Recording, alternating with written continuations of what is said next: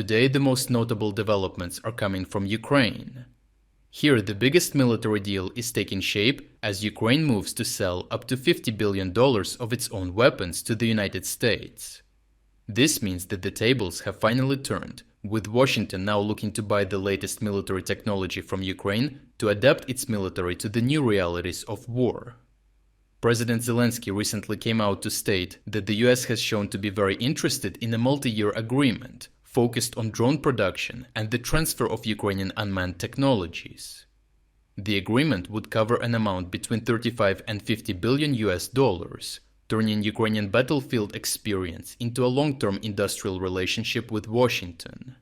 Instead of military value flowing only from the United States to Ukraine, the United States would also be buying the systems and design logic Ukraine developed under full-scale war. Ukraine can make that offer because its defense sector is no longer defined by emergency improvisation.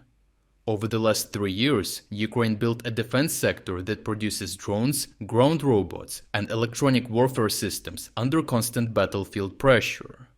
That is why American investors are interested, because Ukrainian firms can test equipment in combat, collect feedback from units immediately, and push updated versions into production far faster than traditional defense companies.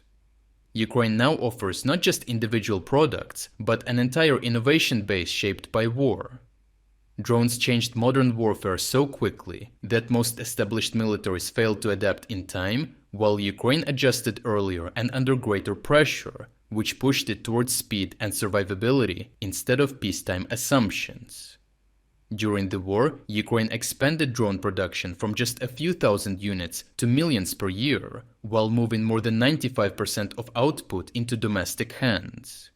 Even more important, Ukrainian engineers can move from frontline feedback to a revised version in roughly 1 week, giving Ukraine an advantage in a battlefield defined by attrition. That shift has already pushed the United States from observation into direct testing, as the US Army has purchased 10 Valor Condor Interceptor FPV drones for evaluation for testing during the US Army's Arcane Thunder 26 exercise.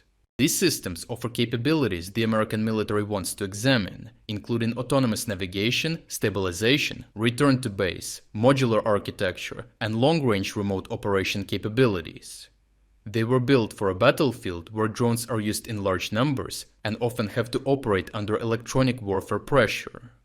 The Valor case is not isolated, as the Mirops interceptor drone, refined under combat conditions in Ukraine, is already being procured by the US military, including for possible operations in the Middle East.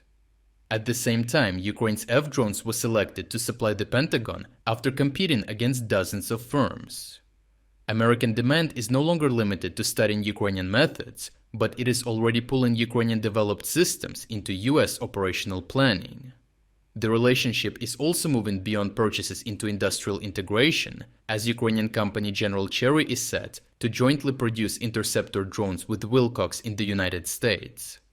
That means Ukrainian technology is starting to enter American production lines rather than remaining an imported wartime specialty. Co-production carries over design logic, tactical lessons, manufacturing priorities, and the adaptation culture Ukrainian firms built under combat pressure. This trend also fits a wider Western pattern, as Germany has already funded the production of 15,000 Strela interceptor drones. As allied governments and defense industries begin treating Ukrainian drone production as a scalable part of their own future force structure, Ukraine stops being only a frontline consumer of aid and starts becoming a producer of essential military capability for the entire Euro-Atlantic space. Overall, a deal of this size would push Ukrainian drone production out of the wartime emergency phase and into long-term integration with the American defense market. That would give Ukrainian firms access to larger contracts, deeper capital, and production scale they cannot generate from wartime demand alone. For the United States, the benefit is not just new hardware, but a faster way to absorb battlefield adaptation into its own procurement system.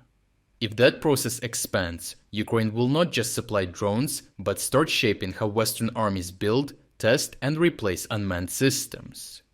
If you would like to explore other key developments today that we couldn't cover in this video, make sure to visit our interactive news map. The link to our interactive map is in the description below.